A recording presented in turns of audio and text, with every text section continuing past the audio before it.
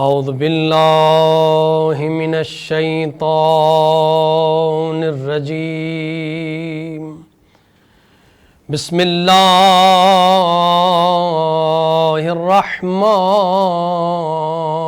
الرحیم الحمد للہ رب العالمین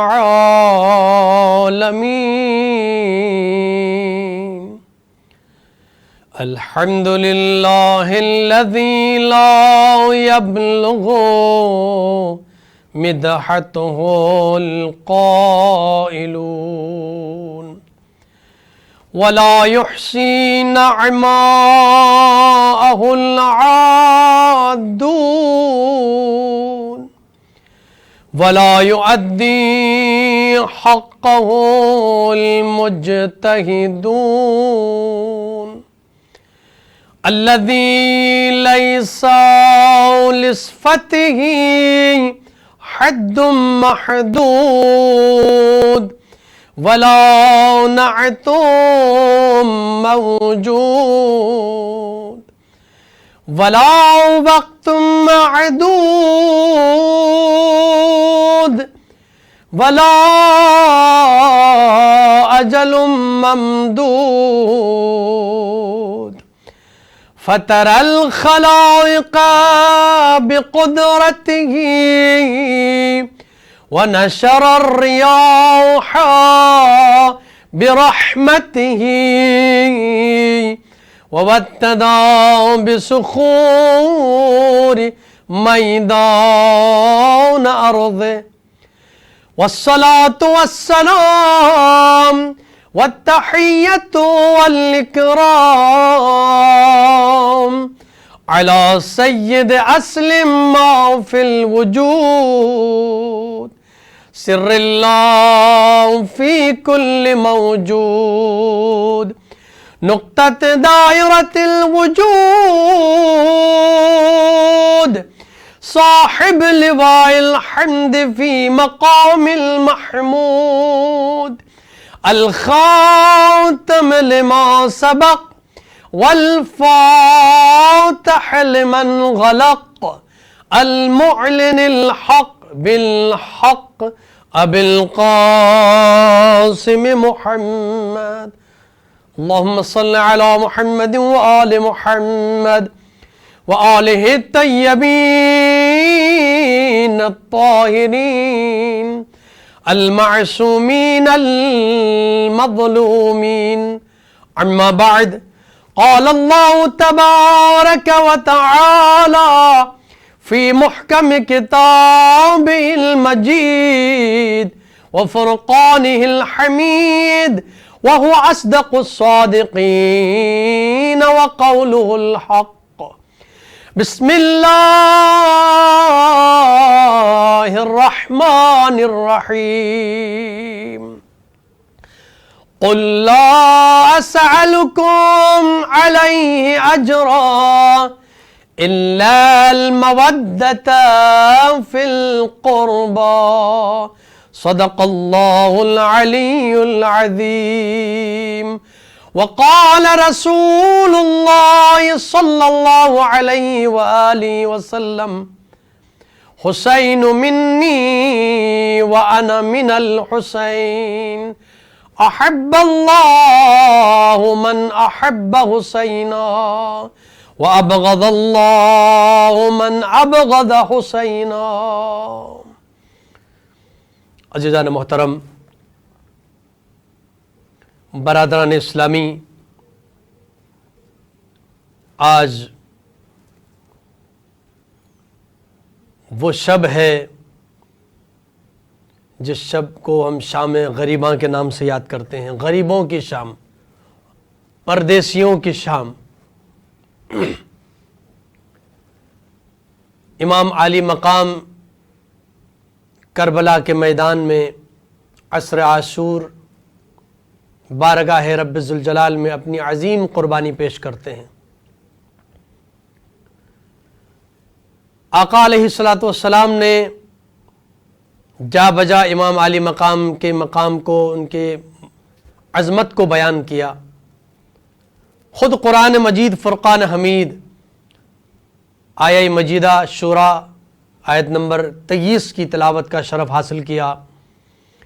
ارشاد پروردگار ہو رہا ہے بسم اللہ الرحمن الرحیم قل لا اسألکم علیہ اجرا الا المودۃ فی القربى۔ اللہ رب العزت کی طرف سے حکم دیا جا رہا ہے، اے حبیب کہہ دیجئے ان سے لا اسألکم علیہ اجرا، کہ میں تم سے کوئی اجر رسالت نہیں مانگتا، الا المودۃ فی القربى، ہاں مگر مودت قربا چاہتا ہوں، اپنے قرابت داروں کی مودت چاہتا ہوں۔ قرآن کی اس آیت کے ذیل میں کہ اللہ کے نبی نے خود اپنی 23 سالہ زندگی میں دین اسلام کی ترویج و تبلیغ میں جو زحمتیں اٹھائیں، طائف میں آپ کے اوپر پتھروں کی بارش ہوئی، آپ لہو لہان ہوئے، آپ نے بہت زحمتیں اٹھائی اس دین مبین کے پہنچانے کے لیے، لیکن اللہ کے نبی اس کا کوئی اجر نہیں مانگتے۔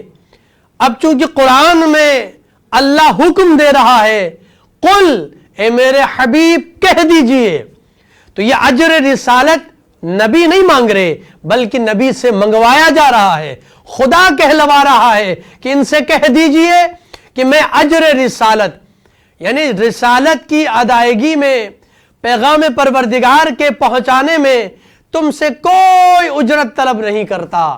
پروردگار کے حکم کے مطابق حکم یہی ہے کہ وہ مودت قربا چاہتا ہے، میری آل سے محبت چاہتا ہے، میرے قرابت داروں سے مودت چاہتا ہے۔ میں یہاں پر عرض کروں کہ محبت اور مودت میں کیا فرق ہے؟ محبت اور ہے، مودت اور ہے۔ شاید محبت میں انسان جی سکتا ہے اگر اس میں ناکامی ہو جائے، لیکن مودت میں انسان جی نہیں سکتا۔ یعنی مودت کی اگر میں مثال پیش کروں، جس طرح مچھلی کو اگر پانی سے باہر نکال دیا جائے تو وہ تڑپ تڑپ کے جان دے گی، اس لیے کہ مچھلی کو پانی سے مودت ہے، وہ پانی کے بغیر زندہ نہیں رہ سکتی۔ اسی طرح ہر صاحب ایمان سے یہ کہا جا رہا ہے کہ تم اہل بیت سے اس طرح مودت رکھو کہ ان کے بغیر تمہاری زندگی کامل نہیں ہے، ان کے بغیر تمہارا ایمان کامل نہیں ہے۔ اگر آپ کے دل میں حسین کی محبت نہیں ہے تو پھر سمجھنا ایمان کامل نہیں ہے۔ اس لیے کہ رسالت میں آپ صلی اللہ علیہ وآلہ وسلم سجدے میں موجود ہیں، عبادت میں مشغول ہیں۔ کہا یہ جاتا ہے کہ جب اللہ کی بارگاہ میں سجدہ ریز ہو، قیام کی حالت میں ہو، تو فقط اللہ کو اپنے سامنے حاضر و ناظر رکھا جائے، خشوع اور خضوع کے ساتھ نماز پڑھی جائے۔ بے روح نماز اللہ کی بارگاہ میں قبول نہیں ہوتی، تو لہذا خشوع اور خضوع یعنی اللہ آپ کے ذہن میں ہو۔ لیکن تاریخ نے یہ واقعہ بیان فرمایا، تاریخ میں یہ واقعہ رقم ہوا کہ رسالت میں آپ مسجد نبوی میں نماز پڑھا رہے ہیں، تمام صحابہ کرام نماز پڑھ رہے ہیں، حالت نماز میں یہی حسین ابن علی ایک مرتبہ دوش رسالت میں سوار ہو جاتے ہیں، آپ سجدے کی حالت میں ہیں، آپ نے ذکر سجدے کو طویل کر دیا۔ پیچھے بیٹھے مسلمان پریشان ہیں کہ آج رسالت میں آپ صلی اللہ علیہ وآلہ وسلم نے سجدے کو کیوں طول دیا؟ لیکن جب نماز ختم ہوئی تو آپ صلی اللہ علیہ وآلہ وسلم کی بارگاہ میں پوچھا گیا کہ آج آپ نے اتنا طویل سجدہ انجام دیا۔ اس وقت رسالت میں آپ نے فرمایا میں کیا کرتا، میری پشت پر، میرے گردن پہ حسین سوار ہو گئے تھے۔ تو آج یہ پیغام ہے کہ اگر میں بغیر حسین کی محبت کے، بغیر اہل بیت کی محبت کے نماز پڑھوں تو وہ نماز اس قابل نہیں ہوگی۔ اس لیے کہ رسول نے یہ بتا دیا کہ نماز بھی جاری رہی، حسین بھی پشت پہ رہے۔ ایسا نہیں ہوا کہ اللہ کے نبی نے حسین کو ہٹایا ہو، حسین کو چھوڑ دیا ہو، نماز کو ادا کر دیا ہو۔ نہ حسین کو چھوڑا نہ نماز کو چھوڑا، نماز بھی چلتی رہی، سجدے کے ذکر کو طول دیا اور حسین بھی پشت پہ رہے جب تک کہ حسین اپنی مرضی سے نہیں اترے۔ یعنی اس میں یہ پیغام ہے کہ اللہ کے نبی یہ بیان کرنا چاہتے ہیں کہ حسین بنائے لا الہ ہے۔ حسین دین است حسین دی پناہ است حسین۔ کیا خوبصورت شعر کہا شاعر نے کہ حسین دین ہے۔ لہذا آقا علیہ الصلوۃ والسلام ارشاد فرماتے ہیں حسین منی وانا من الحسین، حسین مجھ سے ہے اور میں حسین سے ہوں۔ یہ جو جملہ آپ نے ارشاد فرمایا اس کا تاریخ میں واقعہ موجود ہے کہ رسالت مآب صلی اللہ علیہ وآلہ وسلم مسجد نبوی میں خطبہ ارشاد فرما رہے ہیں، صحابہ کرام موجود ہیں، یکا یک رسالت مآب نے دیکھا کہ مسجد نبوی سے امام حسین داخل ہوئے، ابھی بچے ہیں، قریب تھا کہ آپ کا پاؤں ابا میں الجھ کے آپ گر جاتے۔ رسالت مآب نے اپنے خطبے کو روک دیا، بجلی کسی تیزی سے گئے اور حسین کو اپنے آغوش میں اٹھایا، آپ کے چہرے اقدس کے بوسے لیے اور لے جا کر منبر پہ حسین کو ساتھ لے کے جاتے ہیں۔ یہاں سوال پیدا ہوتا ہے، یہ ہمارے ذہنوں میں سوال آتا ہے، اس لیے کہ رسالت مآب جو کام کرتے ہیں وہ کامل ہوتا ہے، وہ افضل ہوتا ہے، وہ خدا کے حکم سے ہوتا ہے، اس لیے کہ قرآن یہ کہہ رہا ہے بسم اللہ الرحمن الرحیم وَمَا يَنْتِقُ عَنِ الْحَوَىٰ إِنْ هُوَ إِلَّا وَحْيٌ يُوحَىٰ۔ یہ میرے حبیب نطق نہیں کرتے، اپنی زبان کو جنبش تک نہیں دیتے جب تک کہ اللہ کی طرف سے وحی نازل نہیں ہوتی، جب تک کہ پروردگار کا حکم نہیں ہوتا تو یہ خود کچھ بولتے ہی نہیں ہیں۔ تو یہی رسالت مآب یہ عمل انجام دے رہے ہیں۔ ہمارے ذہن میں یہ سوال آ سکتا ہے کہ اللہ کے نبی خطبہ ارشاد فرما رہے ہیں، ذکر پروردگار کر رہے ہیں، خدا کا حکم پہنچا رہے ہیں، ایسے میں کسی صحابی سے کہہ دیتے کہ حسین کو اٹھائیے گا، حسین گر رہے ہیں آپ حسین کو اٹھائیے، یہ کہہ سکتے تھے، کھچا کھچ بھرا ہوا تھا مسجد نبی کا وہ صحن، مسجد نبوی جہاں پہ عبادت میں مشغول تھے صحابہ کرام۔ آپ خطبہ ارشاد فرما رہے ہیں، آپ نے کسی صحابی سے نہیں کہا بلکہ آپ نے خطبے کو روکا، منبر کو چھوڑا، حسین کو اٹھایا، آغوش میں لیا، سینے سے لگایا اور دوبارہ جا کر کے منبر پہ تشریف لے جاتے ہیں۔ تمام مورخین نے لکھا اس کو۔ اور امام حسین کو لے جانے کے بعد آپ نے دوبارہ خطبہ، نئے خطبے کا آغاز کیا۔ آج اگر میں یہ کہوں کہ ایک خطیب کے لیے، ایک خطیب، عام سا خطیب، اس کے لیے سب سے بڑا امتحان یہ ہے کہ اس کی تقریر کے درمیان اگر کوئی خلل پیدا کرے، کوئی ڈسٹربنس پیدا کرے تو یہ خطیب کو برداشت نہیں ہے کہ اس کی تقریر درمیان میں رک جائے گی۔ لیکن یہاں تو خطیب اعظم ہیں، کائنات کے سب سے بڑے خطیب ہیں اور ذکر پروردگار کر رہے ہیں، حکم پروردگار صحابہ کرام کے درمیان پہ پہنچا رہے ہیں، لیکن آپ نے ذکر کو روکا اور امام حسین کو لے جانے کے بعد آپ نے قرآن مجید کی آیت کی تلاوت فرمائی، المال والبنون زینت فی الحیات الدنیا، مال اور حیات جو ہے وہ زینت ہے۔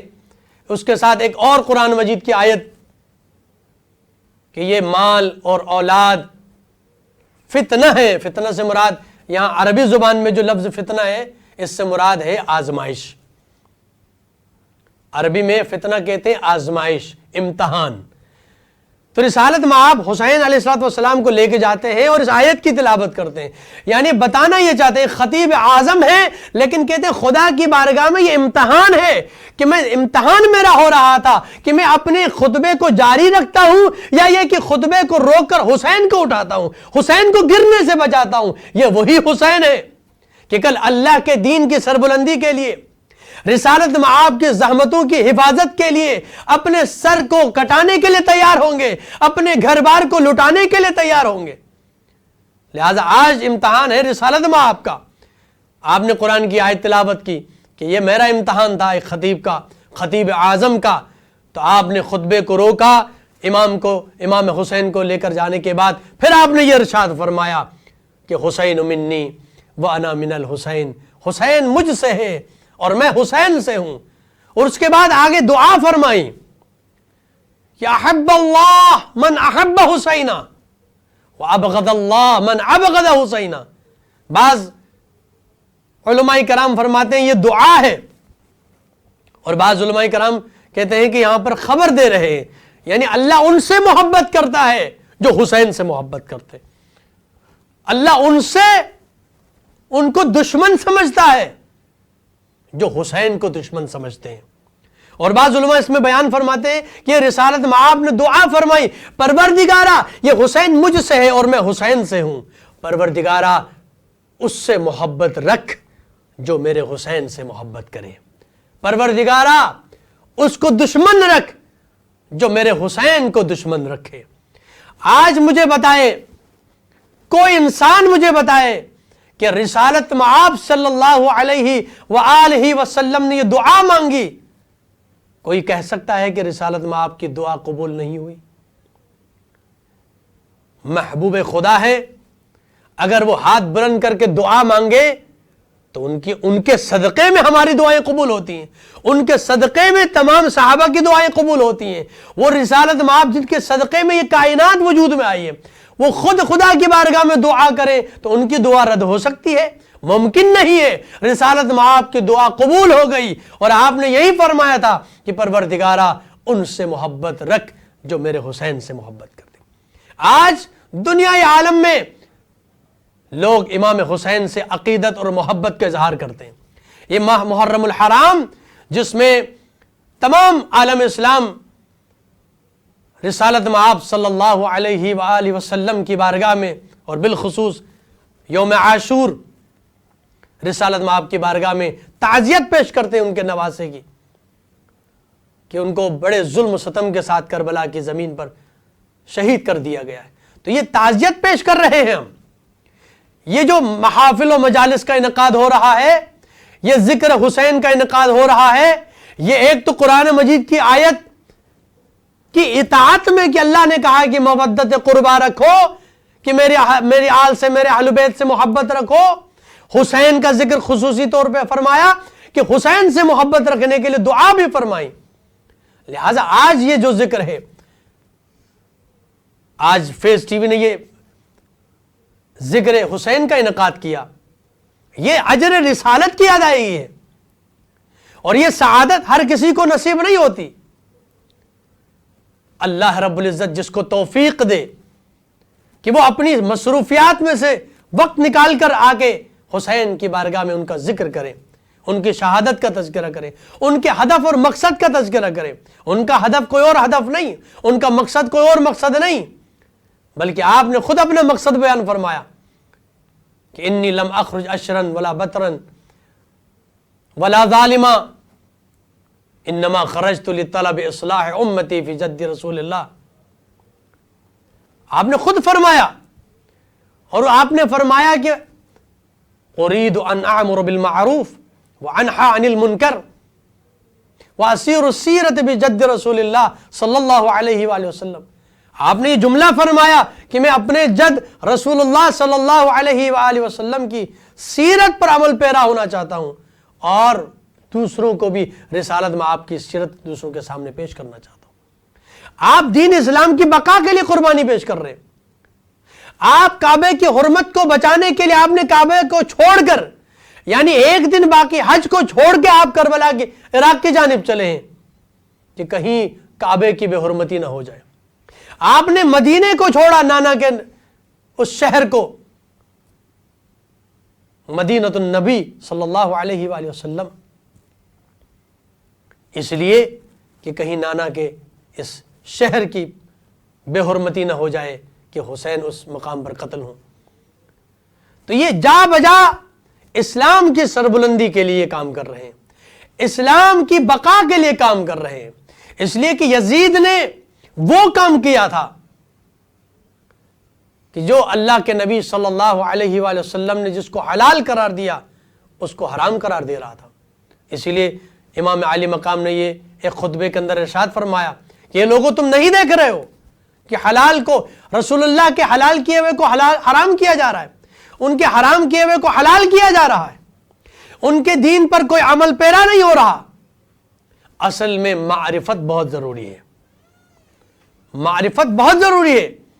یہی آقا علیہ الصلوۃ والسلام ہے کہ امام حسین کو اپنے دوش پہ سوار کرا کر مسجد مدینے کی گلیوں میں نکل جاتے ہیں. صحابہ کرام نے سوال کیا کہ یا رسول اللہ کیا امام حسین کی طرف دیکھ کر کہا کتنی بہترین سواری ہے. یعنی امام حسین سے، امام حسن سے مخاطب ہو کے صحابہ کرام نے سوال کیا اور بیان کیا کہ کتنی خوبصورت سواری ہے، یعنی رسالت مآب ہے. اور آپ علیہ الصلوۃ والسلام، آپ صلی اللہ علیہ وآلہ وسلم نے کیا فرمایا صحابہ کرام سے؟ یہ کیوں نہیں کہہ رہے ہو کہ کتنے اچھے سوار ہیں؟ آپ کے دوش پہ حسن حسین تھے، آپ نے فرمایا کہ یہ کہو کہ کتنے اچھے سوار ہیں. اللہ اکبر. یہ جا بجا اس خطبے کے اندر جو دو جملے آپ نے ارشاد فرمائے، یہ آج ہم اور آپ کے لیے بہت بڑا درس ہے کہ امام حسین کی عمر ابھی بہت 5 سال 6 سال کے اندر کی عمر ہے. آپ خطبہ ارشاد فرماتے ہوئے فرماتے ہیں کہ ہادا حسین، کہ یہ حسین ہے. جانتے ہیں سب لوگ نواسے رسول حسین، لیکن اس کے باوجود تمام لوگوں سے مخاطب ہو کے فرماتے ہیں ہادا حسین، اپنے ساتھ حسین کو لیا ہوا ہے. اور اس کے بعد فرمایا فَعْرِفُوهُ، اے لوگوں یہ حسین ہے، اسے پہچانو. کون ایسا صحابی رسول تھا کہ جو امام حسین کو نہیں پہچانتا تھا؟ سب جانتے تھے، لیکن پھر بھی آپ علیہ الصلوۃ والسلام نے کیا فرمایا؟ اے لوگوں پہچانو، فَعْرِفُوهُ. اس کے بعد اور جملہ آپ نے ارشاد فرمایا وَانْصُرُوهُ، اس حسین کو پہچانو، اس کی نصرت کرو. یعنی اس وقت اس بچے کی نصرت کے لیے کیوں ارشاد فرما رہے ہیں؟ یعنی اس وقت کیا مدد کی ضرورت تھی؟ یہ آج 61 ہجری میں ہونے والے واقعے کی طرف اشارہ تھا کہ لوگوں اس حسین کو پہچانو، اس کی معرفت حاصل کرو. کبھی ایسا وقت آئے کہ جب یہ مدد کے لیے پکارے تو اس کی مدد کرو.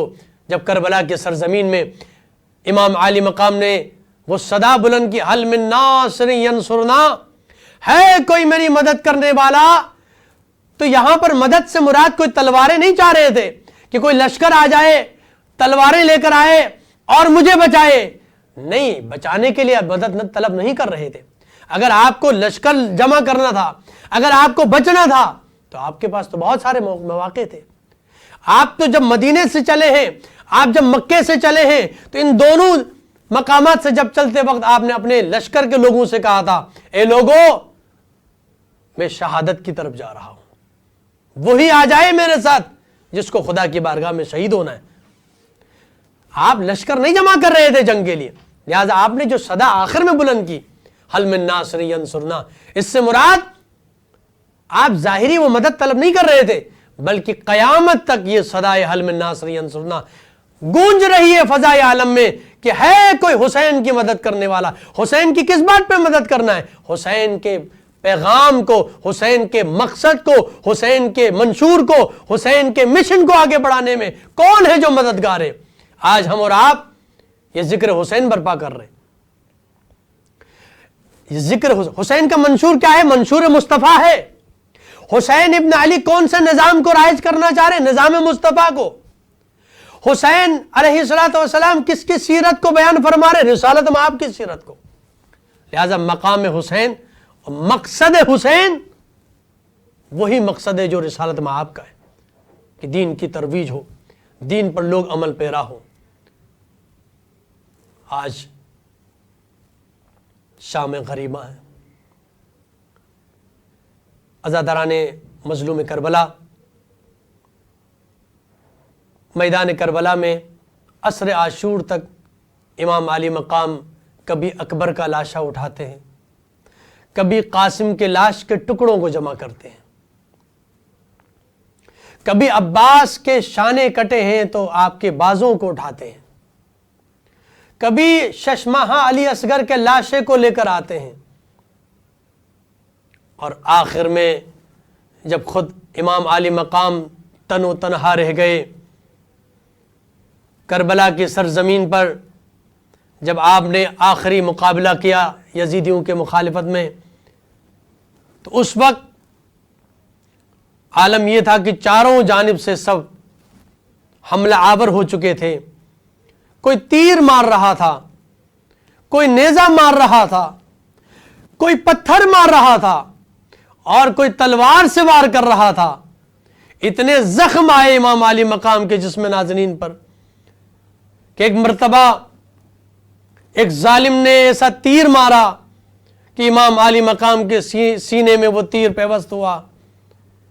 امام عالی مقام ذوالجناح کے زین پر اب سنبھل نہ سکے.